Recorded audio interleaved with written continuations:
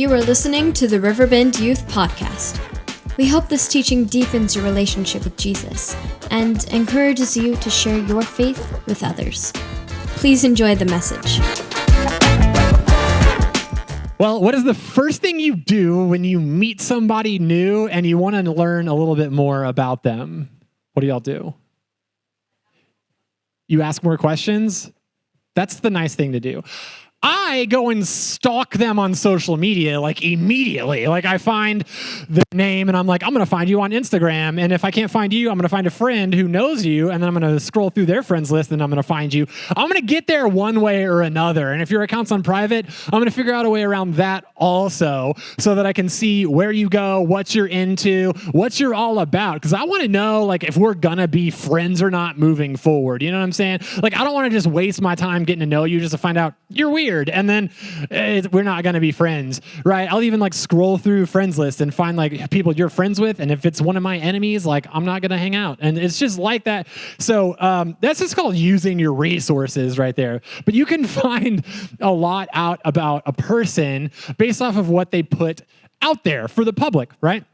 But there are some things that we don't like to put out there for the public. And in light of the current series, I just got to say, who we like and who we want to date, like who we got a crush on, is not one of those things. Like that's one of those things you're not putting out there on Instagram. That's one of those things you're not going to find out just by stalking someone online. Like, you know those, this is how I know, like we want a little bit of secrecy. Cause like, you know the Snapchat things where it's like the Q&A and it's like, do you like anybody? And then they're like screenshot it and answer. It's like, maybe IDK. And then it's like, do they have brown hair? And you're like, possibly. And then it's like, are they in Miss Rodriguez's third period science class? And then you just ignore that last one because they're getting too close.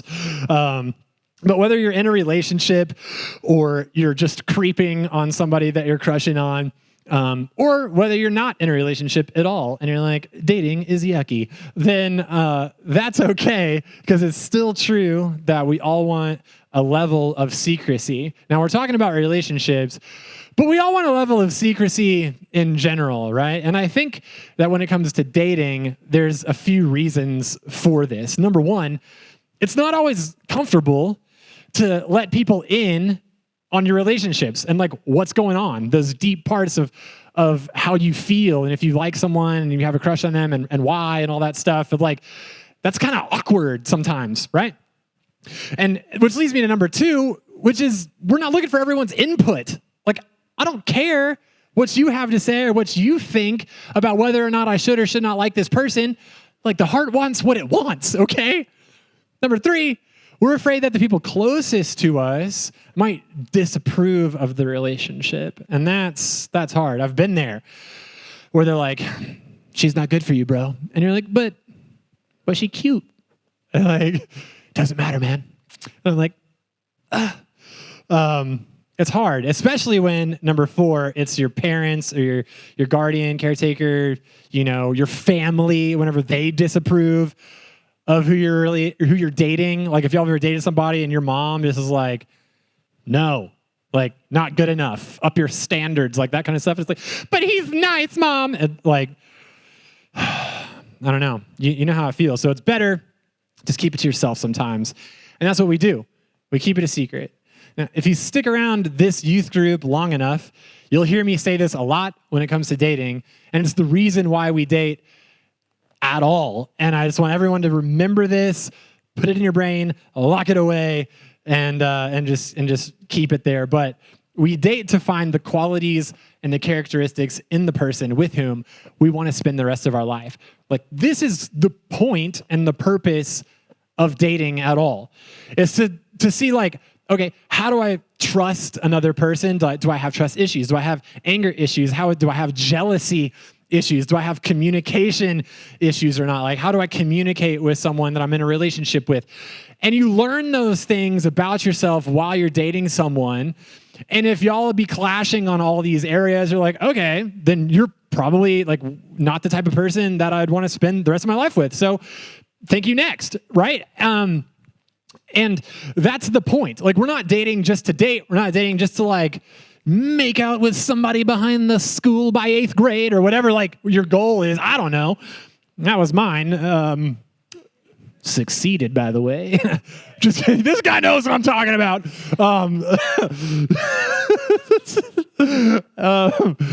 No, like there's no other reason. It should be no other reason than this right here. Like, this is the point. Otherwise, dude, you're just going to end up hurt. You're just going to end up hurting somebody else. There's just going to be all this relational shrapnel that's created. We could just avoid all of that if we just date with intentionality and purpose. And this is the purpose. So if you're not doing this, change your strat to see if the person has long-term potential. That's what it's all about, right? But what if you could base your dating success on something way more than just whether or not a person has potential, right? On this idea of potential. And if you have a Bible, we're going to be in it, and we're going to be in the book of Proverbs again, or you can be on the YouVersion Bible app. That's great also. I like the book of Proverbs because it's a wisdom book, and it was written by probably the wisest person to ever walk the planet. Y'all know him. It's Solomon, the homie. Now, several verses in Proverbs were written in like these cause and effect phrases, these if-then phrases. If you do this, then this will happen, all right? Stuff like that, you know? You're aware of the literary device. So if you're looking for advice, not even just with dating, but in life in general, Proverbs is a great place to start. Now, we're going to be in chapter 11. So if you're flipping there, get to Proverbs chapter 11. And it's a short verse found in verse 14 is the one we're going to hang out on. But you can read the entire thing in its context, and there's just a lot of great wisdom in Proverbs 11, and the whole book for that matter. In fact, whenever a new month starts, except for February doesn't work, but Proverbs has 31 chapters, and so a lot of people read a proverb a day, and it'll keep you in the Bible for the entire month. So that's pretty cool. But anyway, in Proverbs 11:14, Solomon says, "For lack of guidance, a nation falls, but victory is won through many advisors." Now, you could translate it this way.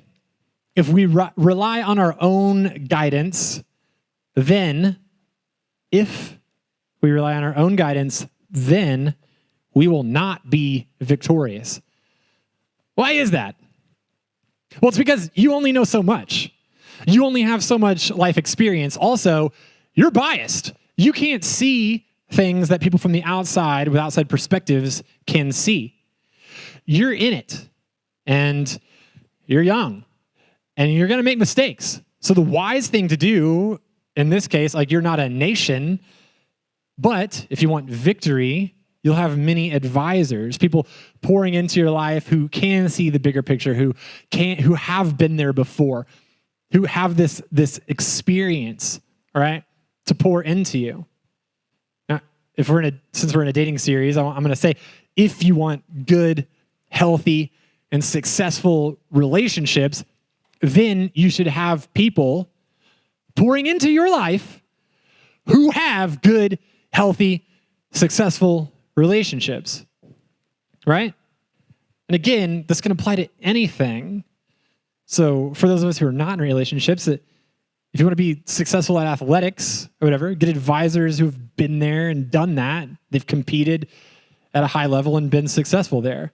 If you want victory in education, get advice from accomplished academics or people who know the material better than you do, who can help, even if it's like applying for colleges or whatever. If you want a victory in finances or with getting a job, get someone who you aspire to be like in the professional realm someday.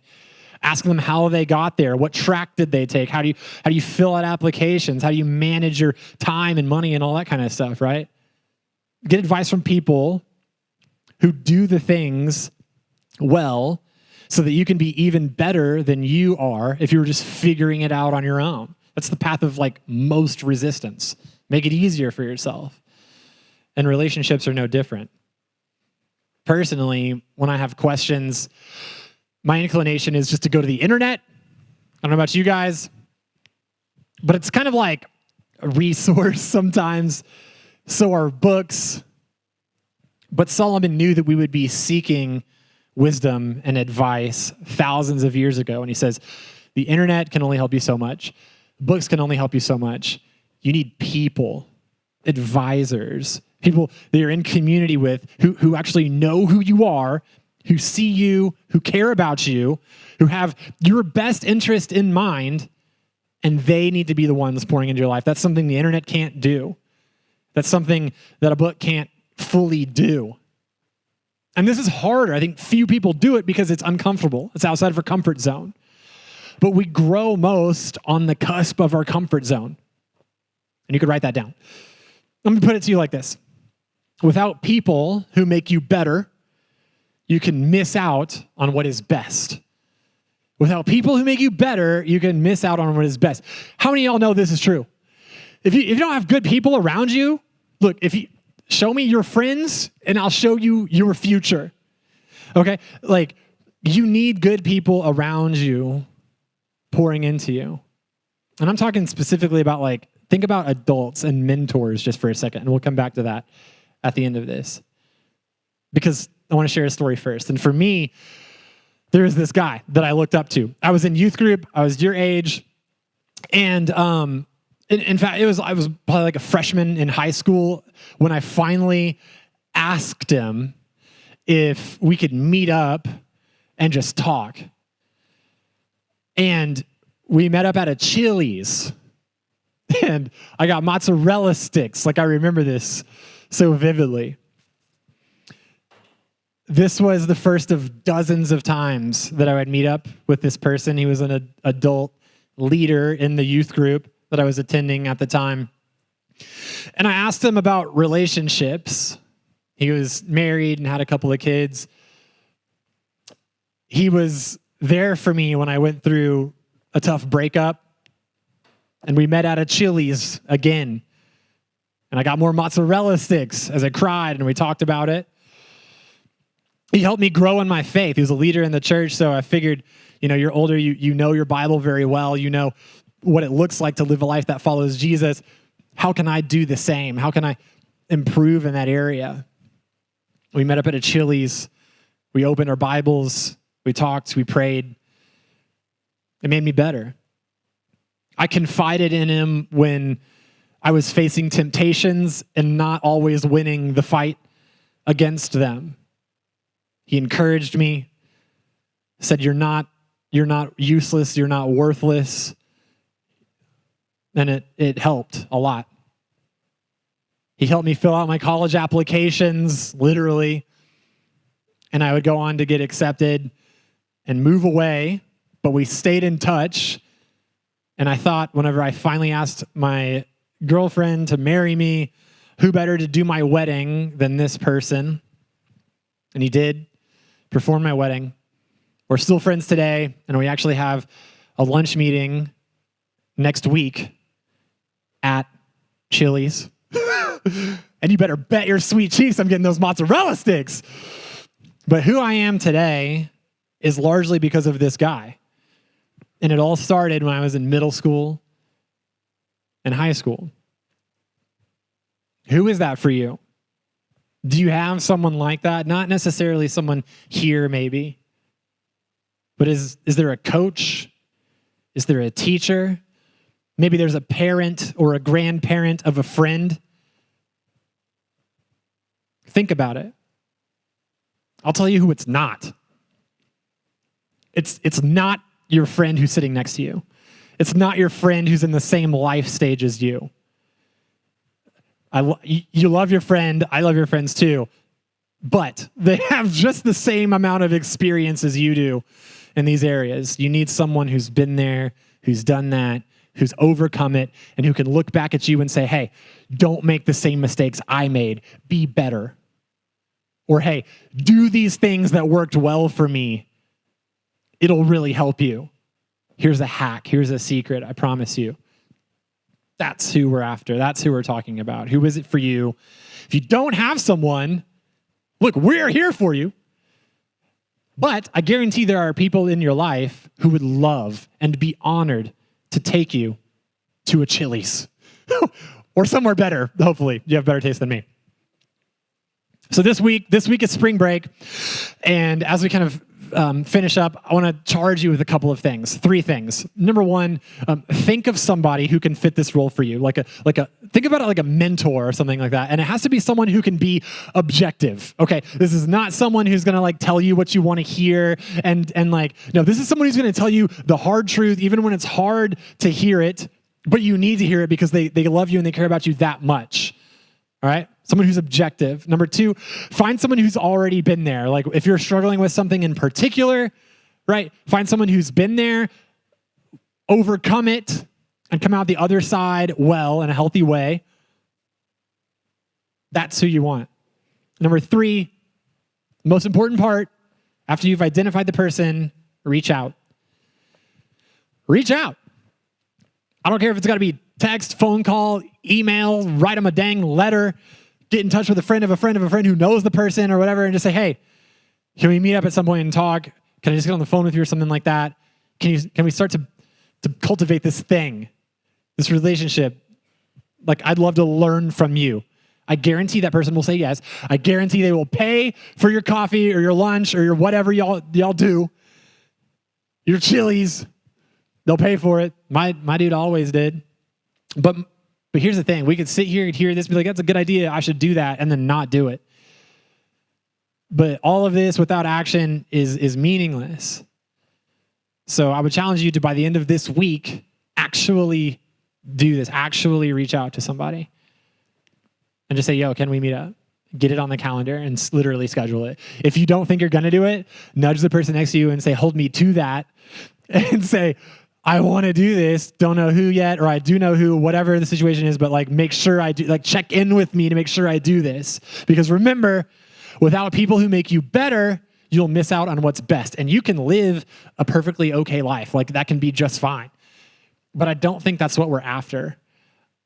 I think we want to live a remarkable life. I think we want to live a life that reflects the goodness and glory of God everywhere we go. I think we want to be better than just getting by. I think we want to tap into this supernatural, spiritual power that God has for us. Yes, in like the professional world and, in school or in sports, whatever, but also in relationships, also in our spiritual lives. See, God made us relationally. He made us to be in relationship with one another. And you guys are most likely going to date somebody at some point. So let's do that well, right? And that's our series.